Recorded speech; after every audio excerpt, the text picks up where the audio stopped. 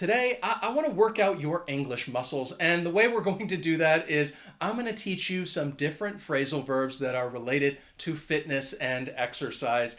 And I know phrasal verbs can be very confusing because you have the verb followed by the preposition, and if that preposition changes, then you have an entirely new phrasal verb. The other thing that I know makes them a little confusing is that many phrasal verbs have multiple meanings. The good news is that in today's lesson, I just want to talk to you about one meaning of these phrasal verbs that's related to fitness and exercise. So in case this is your first time here, my name is Wes. I am going to be your fitness phrasal verb instructor for today's lesson. This is Interactive English, and the channel is all about trying to help you practice and improve your English skills. So let's just start our workout. And the first place I think we need to go is just right to the gym. All right, so here we are. We're at my gym. This is where I like to go to work out. And that is the first phrasal verb that I wanted to talk to you about because it's so common. And what it means is just to do some exercise, especially to improve your health. And you're going to work out. And there are so many different ways that a person can work out. But before we work out, I think it's very important that we warm up, which is the next phrasal verb that I want to teach you.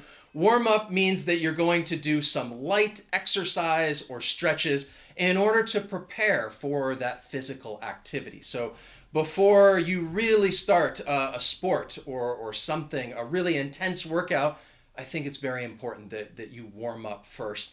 And this is a phrasal verb that I think you could also use in the context of education and learning. Maybe you have heard it before in an English classroom, and the teacher says, before we start the lesson, let's just warm up quickly with this activity. And you could warm up and prepare the students before really starting the activity.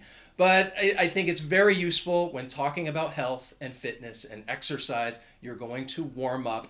And before we really get into our workout with this lesson, I think it's important that we stretch. So let's just head on over to my yoga class. Welcome to my yoga class. Don't worry, we're not bothering anyone. I checked with them. I told them that we're going to be talking about phrasal verbs today. So this is a place where I would stretch out, and that is the next phrasal verb that I want to teach you. Stretch out. It means to strain your muscle by overextending it. And I think it really is kind of talking about the act of stretching. So in this case, stretch out has a very similar, almost interchangeable meaning with the verb stretch. So then you may be wondering, well, if they mean the same thing, why should we even use stretch out? That's a good question. I think people may use stretch out because this phrasal verb is separable when they want to put either a pronoun or a noun between the verb and the preposition. So perhaps I might say, well, after my run, I'm going to stretch my legs out. And I use the noun between the verb and the preposition. Stretch my legs out. Think about an airplane. I think this is another example of when you want to stretch your legs out. I know I get very tired of just sitting there. I kind of want to stand up. And yes, I need to stretch my legs out. That's another context in which you may use the same meaning of this phrasal verb. But while I'm doing yoga, I always have to try to bend over and get into these different positions. And for me, that's very difficult. But bend over is talking about really just moving downward at one's waist, because bend means to curve something so that it's no longer straight. So it makes sense that if you're just standing up and you bend over, you're moving downward at your waist. But bending over, touching my toes, it can be very challenging for me because I have some issues with my back. And speaking of back, there is a great idiom to bend over backwards. And to bend over backwards means that you are trying really hard to do something helpful or useful. And somebody might use it in a context like, I've been bending over backwards trying to help this person and solve their problem. So it's a great idiom, bend over backwards. Something that I physically cannot even come close to doing. However, I'm always up to trying out new things, because when I'm doing yoga, I have to try out some new positions, and try out is another great phrasal verb that means to test something to see how useful and effective it is, and you would try something out. I think this is a great phrasal verb when talking about fitness and exercise, because I think often people need to try out new things, to try out new exercises, and it can be really challenging because, well, if you're like me, I'm always worried that I'm going to do something wrong. When I see somebody using a workout machine and I want to try it out, I'm a little nervous sometimes that I'm going to make a mistake. I'm not going to use it correctly, but I think it's very important when talking about exercise that we always try out new things. Now let's switch things up. We'll head back to the gym and continue working out. This is a place that I try to work on different muscle groups. And when you work on something, it means you are spending time trying to produce or improve something. And if we're talking about fitness and exercise, you might say that, well, tomorrow I'm going to work on my arms and I want to make them stronger. And then the next day I'm going to work on my legs. So people would use this phrasal verb in that context, talking about, well, things they need to work on in order to improve. And you could also use that in a variety of other ways. For example, when talking about language, I would like to improve my Spanish. So I would say, yeah, I really need to work on my Spanish. I need to practice it a little bit more. I need to continue studying. It's something that I really need to work on. But while we're here at the gym, if we're working on our arms and working on our legs, I might really try to bulk up a little bit, because that's why I'm working on these different muscle groups, so I could bulk up. And that's the next phrasal verb, which means to get bigger and heavier. And you're really just trying to bulk up. This guy right here behind me, he's doing that intense workout, really trying to bulk up and build those muscles. Another phrasal verb that I think is useful if we're talking about like weights is lift up. And lift up means that you are raising something to a higher position.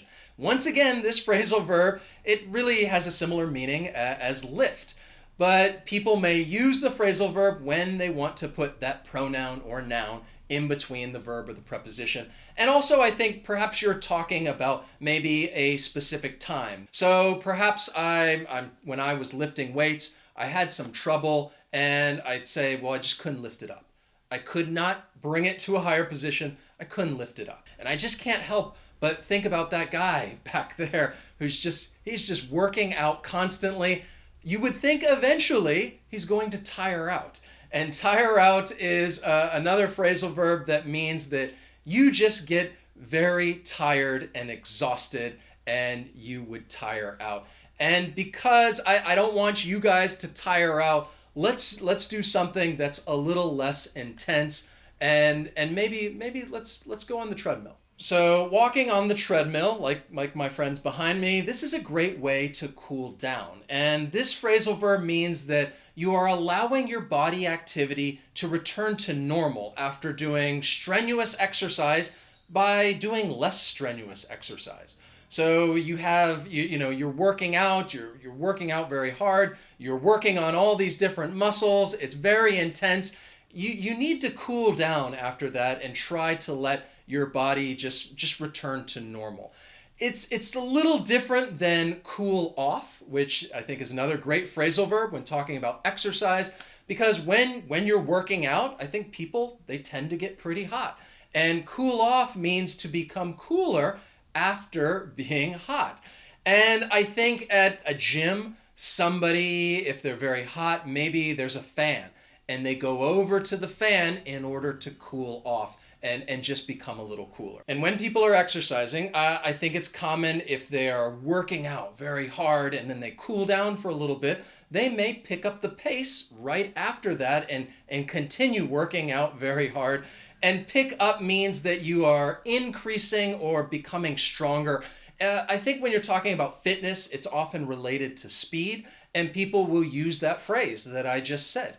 Pick up the pace. We need to pick up the pace. We need to go faster. We need you to be stronger. pick up the pace. And if somebody picks up the pace, that's a good way to burn off some unwanted calories. And burn off means to get rid of fat from your body by doing some physical activity. And yes, when I'm working out, I think I probably need to try to burn off some more calories. But sometimes I have trouble with that. And in that case, if I can't burn off those calories, I should probably try to cut down on some of my unhealthy habits. And cut down on, this is a 3-word phrasal verb, and it just means to consume less of something, to reduce the amount. And yeah, I think my guilty pleasure, I like to eat chocolate and drink some milk, and I do that at nighttime. It's something that I should cut down on. Whew. All of that exercise just really did me in. And do in is the next phrasal verb that I want to teach you, and it just means to make someone feel extremely tired. And often I think people would use this phrasal verb in the past tense. You're referring to an action, an activity that's finished. It's already happened. And if you feel extremely tired afterwards, you could say it just really, really did me in. I hope that this lesson did not do you in, and that you are motivated and you want to continue working on your English. And you can do so by watching some of these other video lessons to help you improve your language skills. And I just hope you learned something new from today's workout. If you did, please hit that like button. As always, thank you so much for watching, and I'll see you next time.